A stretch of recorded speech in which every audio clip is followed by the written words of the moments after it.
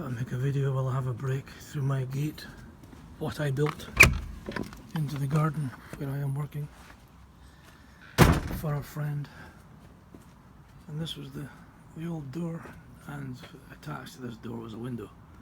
And the window was directly attached to the door, which means I couldn't replace the door without replacing the window. So when I took it off, I had this huge hole to fill, this big crack down the side. So I've laid 2 courses of bricks. I'm going to lay another 3 courses, 4 courses. And maybe still squeeze in a small window, or maybe just brick it up to make sure it's structurally safe. And then put in a brand new door that I've made.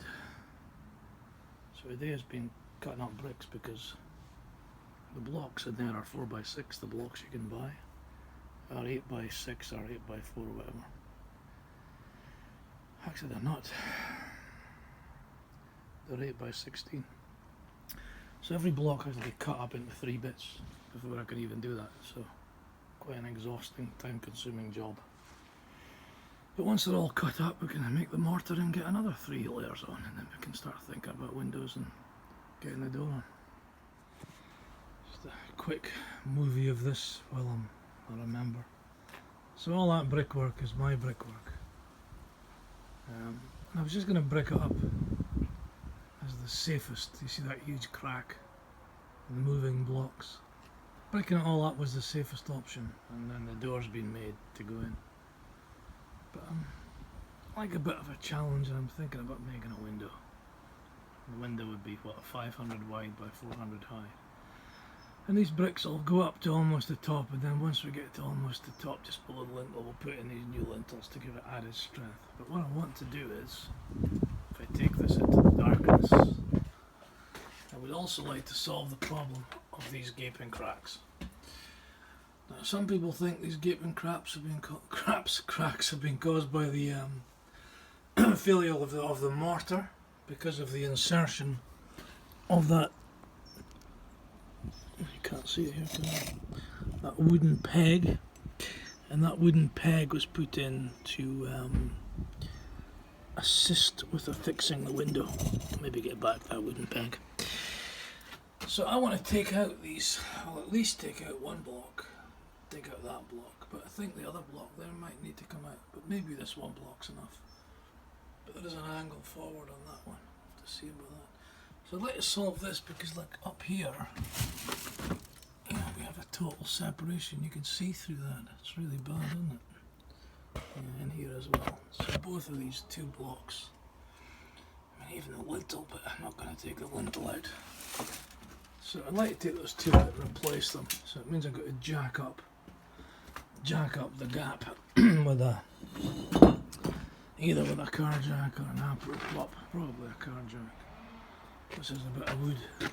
In the old days we stuck these bits of wood in to let them fix the windows. There's another one up in there. So gotta stop and have a think about it and maybe learn how to make a window. That's where we're at with this project. On the upside, I've cleaned up this whole area, which was a right mess, and now it's a bit smarter. So that's it so far. I was a bit worried about building this wall because it's a block wall, and blocks don't take the same amount of mortar as bricks. There's no inside channels for the mortar to go in blocks.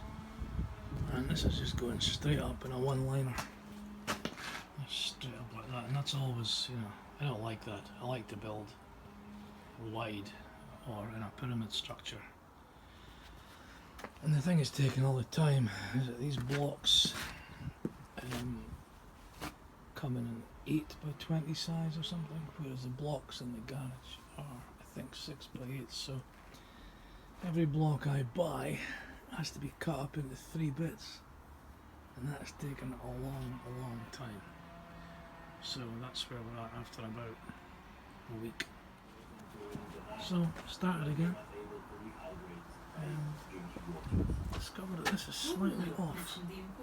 I'm trying to get it back on track. But as it gets higher and higher and higher, we've now put up 1, 2, 3, 4, 5, 6, 7, 8 blocks high.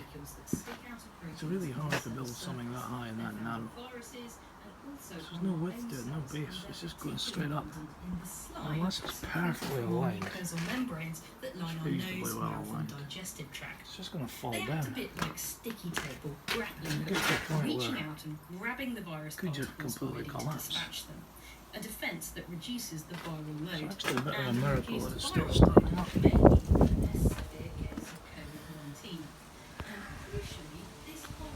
So we shall see. So this is what I've got to. Instead of bricking it up, I've decided to build a small window. Maybe make it stained glass. So I've been taking it real slow to get this right, everything's level. And this is quite a high wall I built here. A high single brick wall, single block wall. It's very important that that is straight up and down, otherwise it'll just fall down. But I will now connect it to the roof, to the lintel, by using that lintel there to go into this gap here. That'll plug it all up. And once that's done, we'll be able to start getting the door on, get the window made, and then maybe address this massive gaping crack. See what I can do about that. I'm talking to somebody about that on Monday. So that's where we're at so far. A bit tired today, but I thought I should make a video because I haven't made one for ages on this project. So in through the gate that I made, which is now beginning to look like a very simple project, to the garage situation.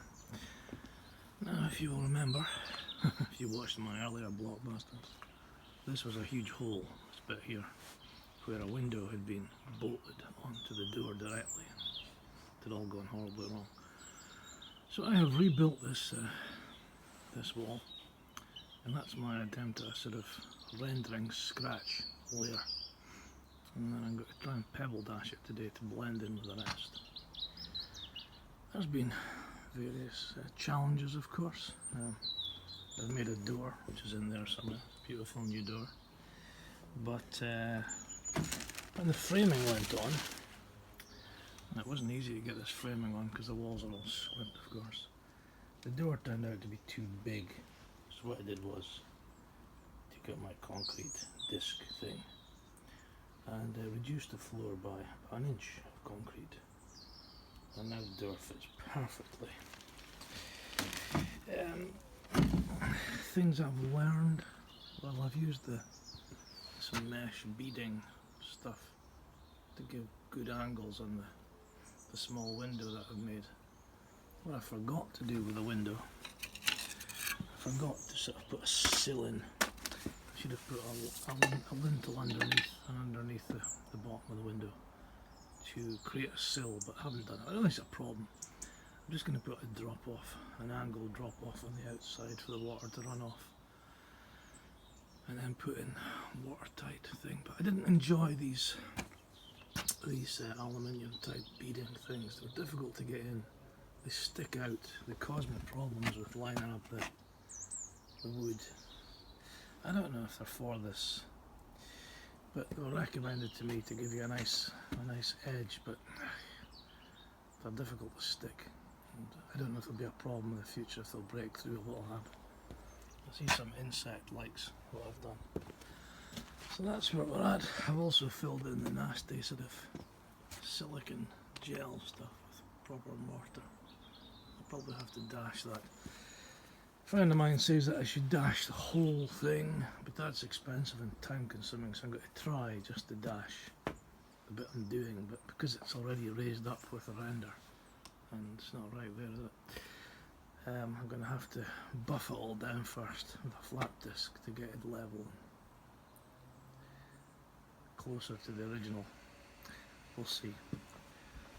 So that's where it's at. It's been a massive job. Once it's all done, I've got to take all this to the skip.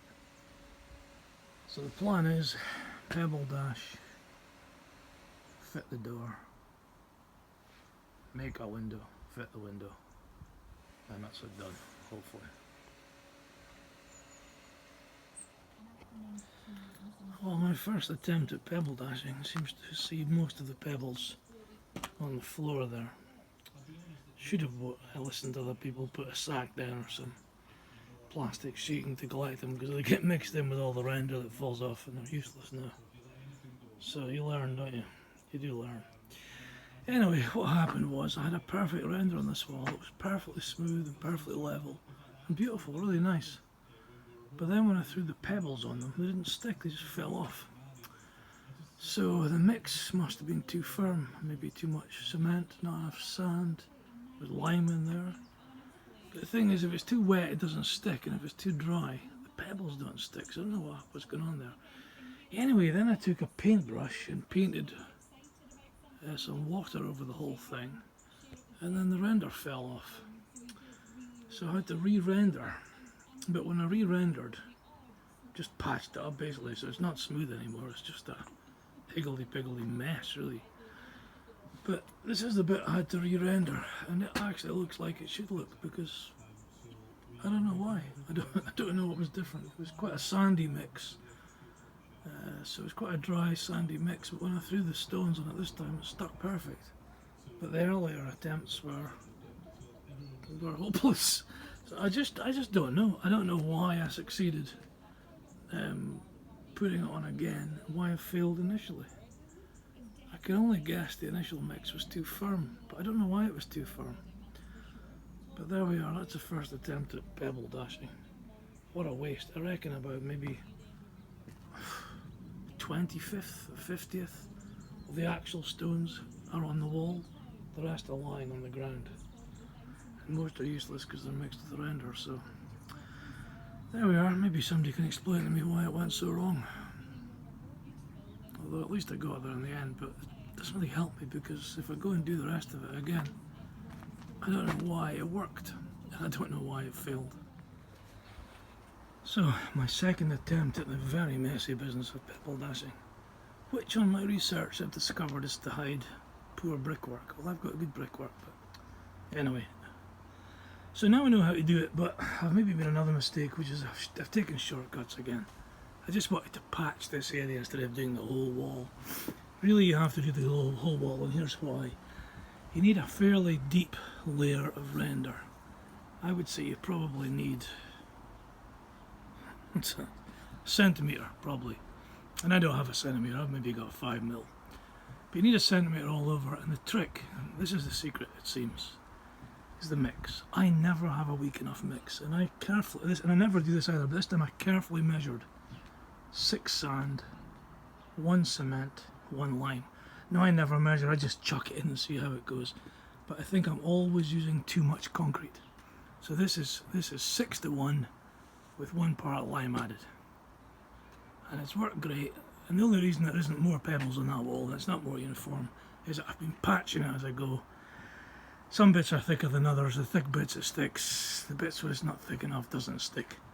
So for example, fairly successful there, and this is dried out too much and it's not so successful there. And up the edges, where I filled in the edges, no stick, because it's not nearly thick enough. Because it needs to take, I suppose, at the end of the day, it needs to take sort of at least half the pebble, which is maybe 2-3 mils, 4 mils. It needs to be soft enough and deep enough to take that. So there's your secret. 6-to-1, sand to cement. Add a piece of lime. I don't know what difference the lime makes, but I added lime. It's hydrated lime, not hydraulic lime. And I think if I'd done the whole wall from scratch with the same depth, it would have been really lovely. But it'll do.